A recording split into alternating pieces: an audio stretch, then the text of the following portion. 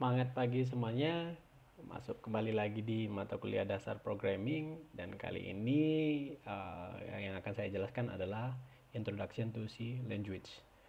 Oke, pada mata kuliah ini saya akan menjelaskan tentang apa-apa aja yang akan kita gunakan atau kita dapatkan selama menggunakan atau mempelajari bahasa pemrograman C. Kita mulai saja. Nah, ketika kita menggunakan bahasa C, kita sudah bekerja melakukan beberapa step. Nah, di dalam bahasa C sendiri, kalau kita menggunakan C language itu minimal ada 6 step yang dilakukan. Step pertama yaitu melakukan penulisan code atau write source code. Step kedua adalah pre-process. Nah, di pre-process ini dia suatu proses sebelum melakukan kompilasi. Nah, di pre-process ini biasanya contoh paling nyatanya dia adalah akan menghapus komen-komen yang tidak penting di dalam code kita. Itu akan dihapus, itu contoh paling nyata. Lalu dia juga akan mengincludekan semua library atau semua fungsi-fungsi yang sudah ada secara default oleh bahasa C. Nah, itu akan dipanggil oleh si preprocess.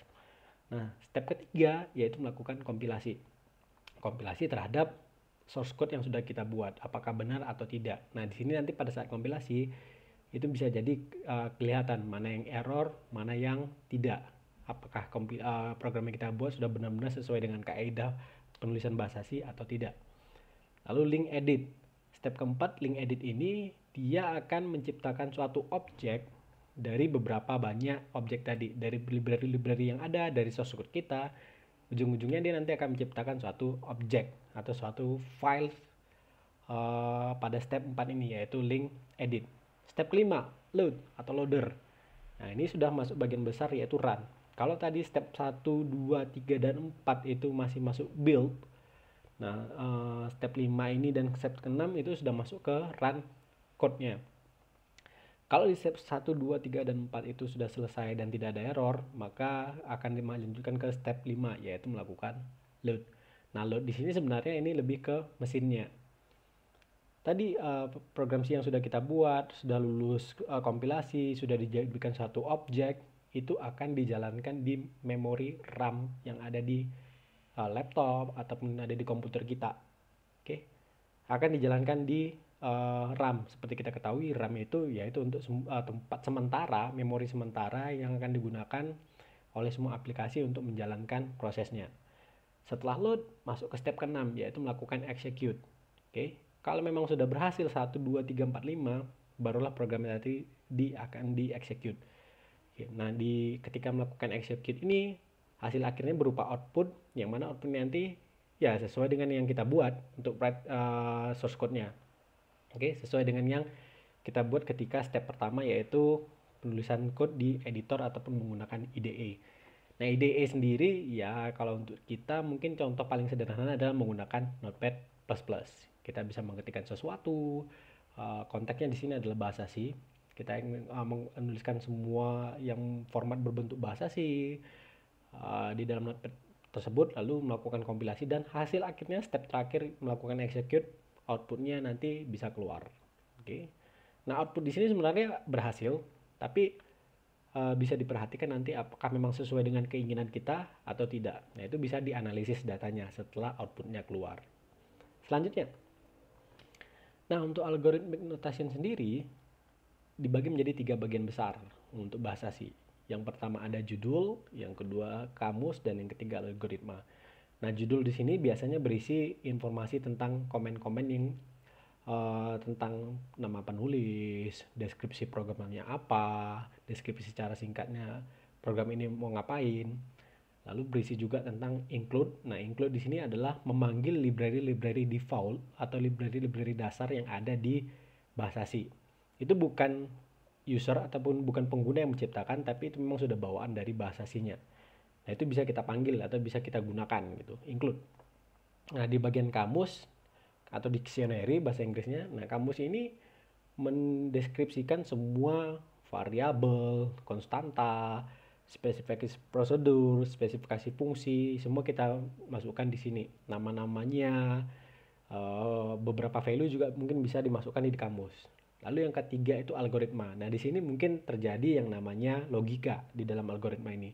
kalau kita membuat satu fungsi pemrograman aritmatika, nah penambahan, pengalihan, pengurangan, pembagian di semua itu tertulis di dalam algoritma ini. Oke, jadi secara garis besar bahasa C algorithmic notation-nya terjadi dari 3 bagian besar: judul, kamus, dan algoritma. Ini yang harus ada di dalam pemrograman bahasa C. Oke, coba kita lihat. Nah, ini kalau untuk struktur of language sendiri hampir sama seperti algorithmic notation-nya.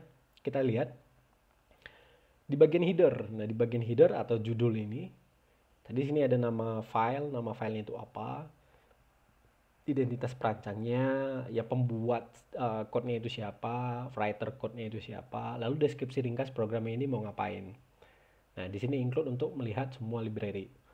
Nah, deskripsi ringkas ini sebenarnya atau nama siapa penciptanya ini perlu, karena siapa tahu code kita bisa digunakan oleh orang lain atau dianalisis oleh orang lain. Oke, terutama di deskripsi ringkas program. Program ini akan menjalankan apa sih? Program ini akan melakukan apa sih? Siapa tahu program kita dibutuhkan untuk program yang dibuat oleh orang lain.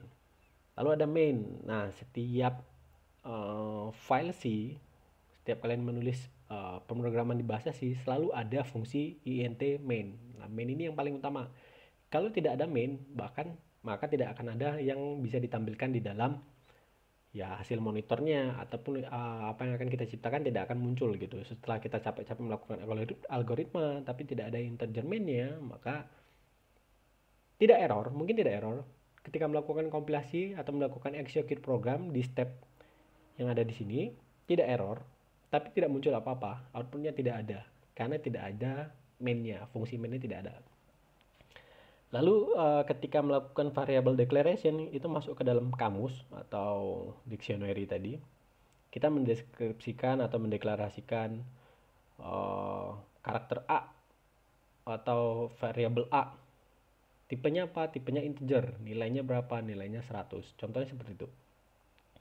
Nah, di body sini sendiri yaitu body atau algoritma, di sini kita melakukan semua logic. Ini paling dasarnya adalah hanya menampilkan print, menampilkan output. Tapi di sini bisa kita tampilkan logiknya seperti misalkan melakukan penambahan, melakukan pengurangan, ataupun melakukan logik-logik lainnya. Ini ada di algoritma atau body. Nah, kalau tadi pertama ada main, yang terakhir harus ada return. Nah, di sini mungkin return none nanti akan dijelaskan di bagian belakang kenapa harus ada return. Setiap program C itu kalau fungsinya ada tipe datanya, di sini tipe datanya dari int, tingkatan dari integer, harus ada returnnya. Return 0 di sini maksudnya adalah true. Oke, returnnya harus true. Sehingga nanti kalau tidak ada return sama saja, tidak bisa ada yang akan ditampilkan gitu. Jadi harus ada returnnya. Selanjutnya, untuk selanjutnya di sini ada yang namanya contoh programnya itu ada 2 program hello. Jadi ada 2 program hello. Lihat program di algoritma notation yang pertama program, yang kedua kamus, dan yang ketiga algoritma itu kita bisa lihat perbedaannya. Yang satu menuliskan langsung hello dan yang satu menuliskan hello-nya itu di suatu variabel. Kita lihat contohnya. Untuk yang pertama, int main, terus printnya apa yang di print? Ini langsung memprint sesuatu, yaitu berupa hello world, return 0. Ini defaultnya return 0 itu supaya bisa ditampilkan. Nah, berbedanya apa dengan yang program kedua, int main? Nah, di sini didefinisikan dulu. Ada satu variabel str, tipenya apa? Tipenya char. Oke. Value-nya berapa, size-nya berapa, ukurannya berapa? Ukurannya 12 karakter. Lalu value-nya apa? Nilainya apa? Nilainya adalah hello world. Nah, yang di print, nah di sini bukan hello world yang di print, tapi memang yang di print adalah str-nya. Oke. Jadi kalau yang program pertama, kita langsung memprint hello world, memprint suatu string tanpa mendefinisikan variabelnya terlebih dahulu. Sementara di code kedua, kita mendefinisikan variabelnya dulu, yaitu kamus. Oke, di sini kan di program pertama tidak ada kamusnya. Di sini mendefinisikan kamus, oke, yaitu str tadi dengan tipenya char. Value-nya apa? Value-nya hello world. Oke. Nah, yang ditampilkan di sini bukan lagi hello world. Sebenarnya bisa di sini kita langsung tulis hello world. Tapi di sini yang akan kita panggil adalah ininya, variabelnya, str. Oke. Selanjutnya. Nah, ini yang perlu diingat ketika kita melakukan programming bahasa C, ketika kita melakukan penulisan di bahasa C. Harus kita ingat harus ada yang namanya declaration, pendeklarasikan sesuatu, definition, executable sentence, identifier, variable, array, dan string. Nah, ini yang akan saya jelaskan satu persatu pada sesi ini. Nah, di C sendiri kita mengenal beberapa karakter set. Karakter-karakter yang dapat kita gunakan ketika melakukan penulisan bahasa C. Yang pertama adalah alfabet atau letters tentunya. Bisa uppercase, bisa lowercase. Oke, huruf besar bisa, huruf kecil juga bisa. Digits, ada angka. 0, 1, 2, sampai 9. Atau kombinasinya. 1, 2, 3, 4, 5, 6, 7, 8, 9, dan seterusnya. Spesial karakter. Nah, spesial karakter ada tanda tambah, tanda kurang, tanda kali, tanda bagi, dan selanjutnya, dan selanjutnya. Lalu ada white spaces. White spaces terdiri dari blank space, horizontal vertical tab, CR atau carriage return, ada new line atau line feed, ada form feed.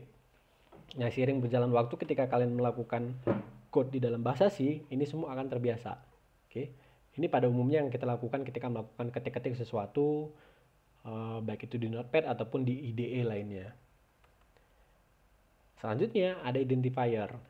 Yang namanya identifier, ya identifier untuk pengidentifikasian kan, adalah nama yang diberikan untuk elemen-elemen di dalam program, baik itu variabel, fungsi, atau array.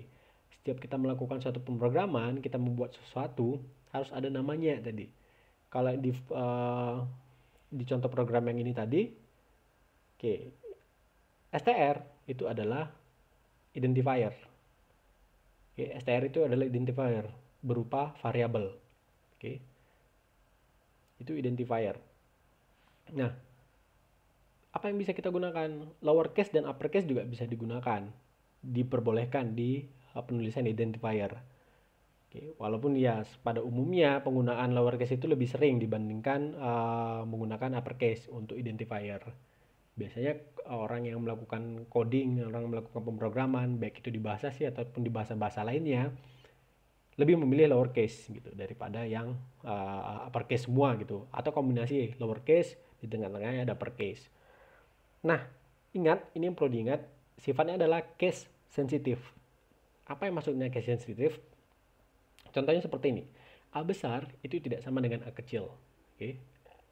Itu yang harus diperhatikan. Kalau memang huruf kecil semua, ya itu harus disimbangkan dengan huruf kecil, harus dibandingkan dengan huruf kecil semua. Jadi ada huruf besar harus dibandingkan dengan huruf besar. Nah, untuk identifier sendiri, keyword. Nah, keyword nanti akan saya jelaskan di slide selanjutnya. Itu nggak bisa digunakan untuk identifier. Oke, ini keyword ini tidak bisa. Itu harus diingat. Nah, untuk panjangnya sendiri, untuk size-nya sendiri, masing-masing identifier itu tergantung dengan komputer yang kita gunakan dan juga tergantung oleh tipe data yang kita gunakan. Itu untuk identifier. Nah, identifier itu bisa terdiri juga tadi dari angka ataupun huruf. Bisa huruf kecil, bisa huruf besar, ataupun di tengah-tengahnya ditambahkan angka. Oke. Kecuali ini yang harus diingat. Huruf pertamanya itu harus karakter pertamanya itu harus huruf gitu. Harus letter, tidak boleh angka. Karakter pertamanya harus huruf, itu yang perlu diingat. Underscore bisa digunakan untuk karakter pertama, tapi ini jarang digunakan. Karena underscore ini termasuk ke dalam letter, bukan termasuk ke dalam digit. Oke. Biasanya kalau underscore itu digunakan di tengah-tengah untuk membatasi. Misalnya seperti ini contohnya name underscore 1.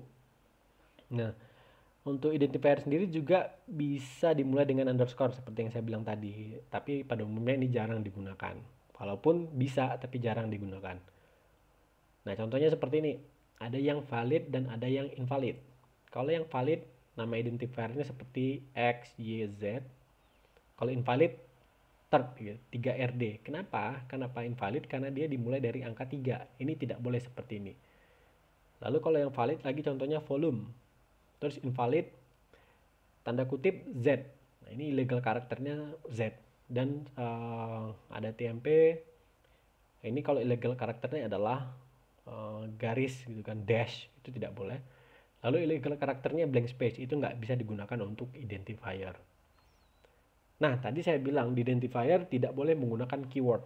Keyword sendiri adalah kata-kata reserve, kata-kata yang sudah disimpan atau digunakan secara default di bahasa C. Yaitu nggak boleh dipakai untuk melakukan identifier, itu nggak bisa. Keyword itu reserve, disimpan. Benar-benar hanya bisa digunakan oleh si bahasa mesin C, tidak bisa digunakan ketika melakukan atau penulisan program. Hanya bisa digunakan untuk tujuan-tujuan tertentu, nggak bisa digunakan oleh programmer. Ya, keyword itu nggak bisa digunakan oleh kita ketika melakukan penulisan program di bahasa C. Oke. Nah, contoh dari keyword sendiri ada auto, double, int, struct, break, else, sampai while. Nah, itu semua kata-kata yang sudah ini menjadi standar si bahasa C. Ini nggak bisa kita definisikan sebagai identifier. Kata-kata ini bisa kita gunakan di dalam pemrograman kita, tapi tidak bisa kita deskripsikan sebagai atau kita definisikan sebagai sebuah variabel. Oke.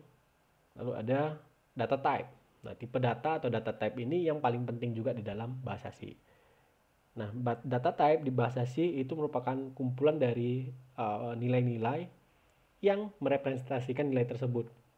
Jadi nanti ada tipe datanya integer, ada tipe datanya char, ada tipe datanya float. Sama seperti misalnya di matematika, ada tipe bilangan real, ada tipe bilangan desimal, dan ada tipe bilangan prima, kan? Itu berbeda-beda satu dan lainnya. Nah, di bahasa C ataupun di bahasa-bahasa pemrogram lainnya juga ada yang namanya data type. Itu berbeda satu dengan yang lainnya. Oke, untuk merepresentasikan angka di bahasa C, kita menggunakan apa? Contohnya bisa menggunakan integer quantity. Integer di sini digunakan untuk ini yang 4 tipe dasarnya, 4 tipe dasar yang dikeluarkan oleh ANSI. Ini lembaga Amerika di sana yang menstandarisasi semua prosedur di bahasa C. Data type-nya ada integer. Nah, ini untuk mendefinisikan sebuah atau mendeskripsikan sebuah angka atau digit. Char untuk mendeskripsikan single karakter. Tadi misalnya A, B, C. Nah, ini nggak hanya mendeskripsikan huruf, tidak bisa mendeskripsikan kalimat ataupun kata gitu. Hanya satu karakter saja. Lalu ada floating point, float. Nah, float ini ya, tadi bedanya sama integer, sama-sama angka antara integer sama float. Tapi kalau integer itu bilangan asli atau bilangan real, sementara float itu dia menggunakan koma. Oke. Contohnya containing decimal point, ada koma di belakangnya. Kalau tadi kita masukkan misalnya koma menggunakan tipe data integer, pasti akan error program kita. Oke. Lalu ada double precision float point, hampir mirip seperti float juga, tapi size-nya lebih besar daripada si float tadi. Bisa menggunakan koma juga untuk tipe data double. Nah, kalau kita lihat berikut ini tipe data yang sering digunakan di bahasa C, size yang digunakan atau yang mereka ambil ketika melakukan execute program ataupun ketika disimpan di dalam memori, atau format specifiernya juga bisa kita lihat. Kalau integer, oke, setelah kalian mendefinisikan sesuatu integer angka gitu misalnya, lalu size-nya itu 2 bytes atau bisa maksimal 4 byte, itu di dalam memori. Formatnya bisa seperti ini, %d atau %i. Lalu ada tipe data char, size-nya tentu 1 byte kan, karena hanya satu karakter. Format specifiernya untuk pemanggilan value-nya dia menggunakan %c, lalu sampai long double. Nah, ini hanya beda di size-nya saja. Long integer itu hampir mirip sama seperti integer, angka, tapi hanya berbeda di size yang digunakan di dalam memori. Oke. Lanjut untuk konstan. Nah, konstan di bahasa C adalah fixed value, nilai yang sudah fix dan tidak bisa diubah. Fixed value that are used in program. Ketika kita melakukan penulisan program di bahasa C, konstan ini ketika kita melakukan nanti melakukan algoritma, logic, nilai konstan ini nggak akan berubah. Contoh sederhananya adalah nilai konstan pi. Kalau kita buat konstan pi 3,14. Nah, sepanjang kita melakukan program, ya pi itu nilainya 3,14 gitu. Oke. Seperti ini, kita sudah mendefinisikan konstan, tipe datanya double, nama variabelnya atau nama identifiernya tadi apa? Pi gitu kan. Nilainya berapa? 3,14. Di bawah program kita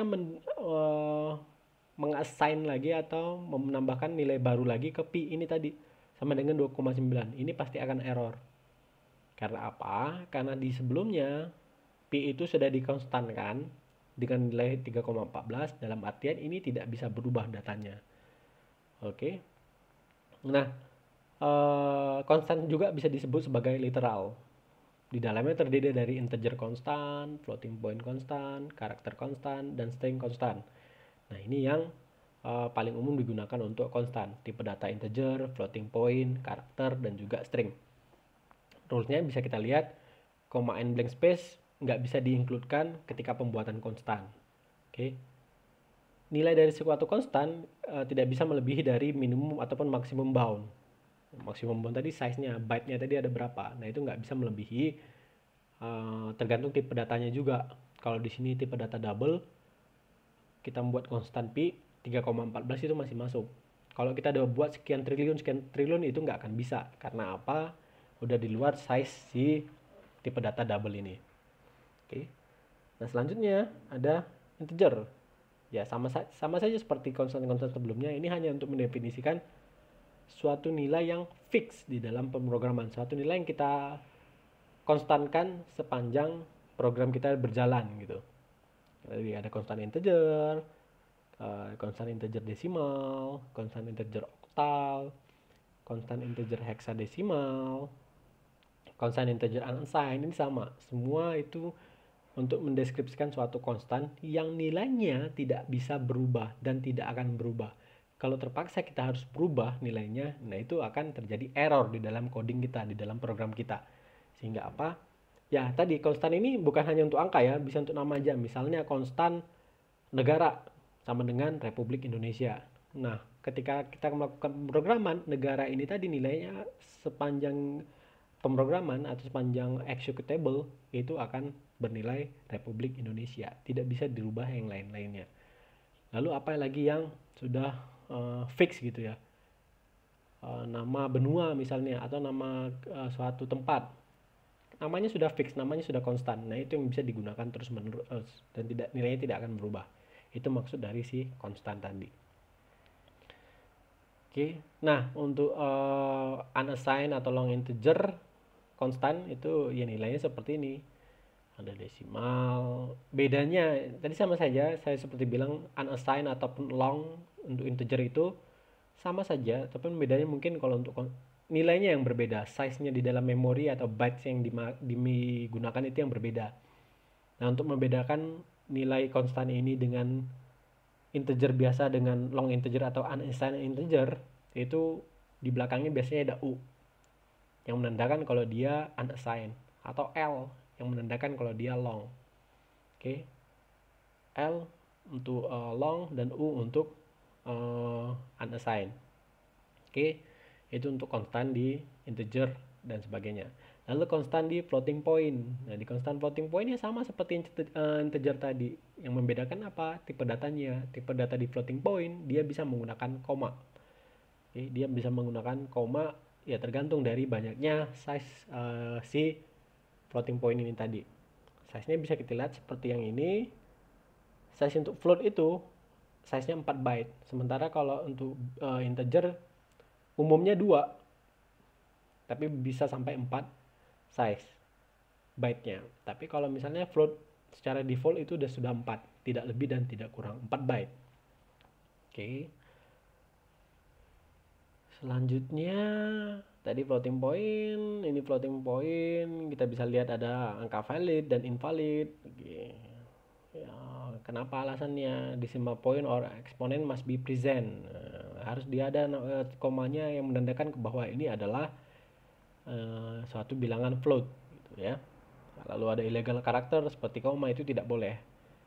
The exponent must be an integer quantity, tidak boleh desimal dan sebagainya macamnya gitu. Nah, tadi kalau sudah masuk ke angka, baik itu integer ataupun float, sekarang kita masuk ke karakter. Karakter konstan gitu. Is a single character enclosed in apostrophe, tanda kutip. Tanda kutip satu gitu. Nah, ini contohnya konstan A, konstan C, konstan X, konstan 3, konstan tanda tanya, konstan blank, atau konstan tanda lebih kecil. Nah, ini yang di karakter konstannya nilainya ini tidak akan berubah. Sepanjang perjalanan itu nilainya tidak akan berubah. Nah, seperti tadi, selain karakter ada string, konstan string. Nah, di konstan string sendiri ini nama yang tidak akan bisa berubah. Seperti misalnya dolar, itu kan sudah tidak akan berubah. Rupiah, misalnya nama Jakarta, Linux dan sebagainya.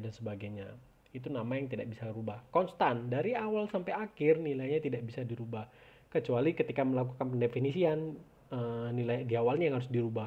Kalau nilai di awalnya dirubah, nanti yang semua ketika menggunakan konstan tersebut nilainya juga pasti berubah, value-nya pasti berubah. Oke. Nah, variabel ini termasuk ke identifier yang digunakan untuk merepresent a single data item, maupun baik itu numerical quantity ataupun karakter konstan, itu digunakan variabel. Jadi kalau kita lihat contoh-contoh pemrograman misalnya ini, nah di sini p ini adalah variabel, sementara konstan dan double itu adalah keyword yang digunakan. Lalu ada contohnya lagi, tadi ada program di awal. Nah, ini seperti integer dan main itu, integer itu adalah keywordnya juga, main juga keyword, printf juga keyword. Nah, sementara di sini str, nah ini str variabel yang digunakan. Variabel yang nama yang bisa kita buat sendiri. Di sini bukan hanya tidak hanya str gitu kan, bisa aja mungkin huruf, bisa aja kita buat kalimat gitu di sini. Ataupun kita buat kata-kata lainnya gitu. Terserah kita. Oke. Itu yang disebut sebagai variabel. Selama kata yang kita gunakan tersebut di dalam pemrograman itu di luar keyword, di luar kata-kata yang sudah di reserve pada keywords. Oke. Masuk ke mana tadi? Kita masuk ke variabel. Oke, jadi contohnya pada variabel, ya contohnya seperti ini, integer A, B, C. Integer itu keyword menandakan tipe data, sementara A, B, dan C itu adalah variabelnya. Char itu keyword yang menandakan tipe data karakter, variabelnya adalah D gitu. Coba kita lihat, A, B, and C are state as integer variable and D is a character type variable. Oke. Maka A, B, dan C akan merepresentasikan nilai integer untuk masing-masing value yang dibawa dia. Sementara D merepresentasikan nilai karakter, single karakter, huruf, hanya satu huruf saja. Deklarasi tipe data seperti ini pasti akan apply di seluruh program yang kita buat. Nah, karena dia bukan konstan, karena dia variabel, nilainya bisa berubah. Coba kita lihat, nilai di atas A sama dengan 3, nilai di bawah A sama dengan 4. Ketika kita melakukan print, ketika kita akan memunculkan nilai, maka nilai value-nya adalah A. Nilai value A tadi adalah 4, bukan 3. Karena apa? Karena pertama kita masukkan 3, di bawah nilai A sudah dirubah menjadi 4. Nah, kalau misalnya di sini A yang di sini, itu saya buat sebagai konstan A sama dengan 3, maka yang bawah A itu nggak bisa kita rubah menjadi 4, tidak akan berubah, itu akan error. Oke, jadi ingat, karena si bahasa struktural atau instruksi dari atas ke bawah, top down approach, maka nilainya itu nilai yang bawah yang diambil. Kalau di sini ada variabel yang sama A, ada B, juga ada B, C, dan ada C, value-nya kan berbeda-beda. Yang diambil adalah yang terbaru, yang itu yaitu yang di bawah. A, B, dan C, D yang di bawah ini yang akan diambil. Kalau kita akan memunculkan nilainya, maka nilai ini yang akan dimunculkan. Kalau kita ingin melakukan penambahan A tambah A, ya berarti 4 tambah 4, bukan 3 tambah 3, tapi A tambah 4. Lihat yang bawah, yang terupdate atau yang terbaru. Itu kalau di bahasa pemrograman C. Nah, lalu ada yang namanya tipe data array.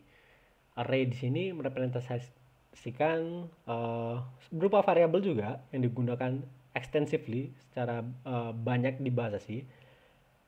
Array ini identifier yang merefer atau merepresentasikan sebuah koleksi data. Oke. Yang tipe datanya sama tentunya. Kalau misalnya array, di dalam array tadi ada kumpulan angka 1, 2, 3, 4, 5, 6, 7 misalnya. Nggak mungkin di dalam array-nya saya buat 1, 2, 3 Jakarta, 4, 5, 6 Lagu Boti, 7, 8. Nah, bukan seperti itu. Kalau array mendefinisikan sebuah kumpulan yang tipe datanya hampir mirip, tipe datanya sama. Nah, ini akan saya jelaskan di materi-materi selanjutnya. Lalu ya, declaration ini ya gimana kita deklarasikan sebuah value tadi. Oke, baik itu variabel, data type, itu gimana cara kita mendefinisikannya. Harusnya kalau kita sudah belajar sebelum ini tadi, baik itu tipe data ataupun konstan ataupun keyword ataupun variabel, untuk melakukan deklarasi dalam sebuah pemrograman bahasa C itu sudah bisa dilakukan dengan mudah. Oke. Nah, simbolik konstan ini juga ya hampir mirip. Simbolik konstan adalah sebuah nama yang digunakan untuk substitut atau pengganti sebuah value yang sudah didefinisikan. Itu simbolik konstan. Nah, di karakter bisa saja merepresentasikan sebuah numerik konstan, karakter konstan atau string konstan. Tidak berakhir dengan semikolon. Itu kalau misalnya simbolik konstan. Biasanya digunakan pada awal program. Di atas tadi di bagian judul berarti ya. Tadi kan notasi algoritmiknya ada judul, ada kamus, ada algoritma. Nah, simbolik konstan biasa digunakan di bagian atas untuk mendefinisikan secara eksak angka atau sesuatu nilai atau value. Ketika program dikompil, setiap occurrence atau setiap kejadian simbolik konstan di replace dengan corresponding karakter sequence. Oke. Nah, sepertinya contoh misalnya kita lihat ini define P. Ini sudah di-define di atas simbolik konstan. Sudah ditentukan dulu P itu berapa nilainya. Jadi kalau di bawah mau menggunakan P, ya nilainya tetap value-nya sekian. Define name. Name apa isinya? Text. Nah, ini yang hampir sama seperti konstan tadi, tapi dia simbolik. Dia secara global diketahui gitu. Tidak hanya digunakan untuk satu fungsi. Mungkin ketika kalian melakukan suatu pemrograman nanti, dalam satu file program tidak hanya terdiri dari satu fungsi saja, atau tidak hanya terdiri dari integer main saja, mungkin banyak fungsi-fungsi lainnya. Nah, di fungsi-fungsi lainnya kalau kita menggunakan simbolik konstan ini digunakan secara global. Oke, demikian materi untuk hari ini pengenalan bahasa C. Lebih dalamnya lagi kita akan belajar secara real menggunakan IDE masing-masing, menggunakan komputer masing-masing pada sesi praktikum. Seperti biasa, untuk sesi pertanyaan akan saya buka di e-course ITDL. Jadi untuk pertanyaan materi minggu ini mengenai Introduction to C Programming atau C Language akan saya jelaskan atau saya buka forum di Institut Teknologi Dell e-course. Oke. Terima kasih dan semangat belajar.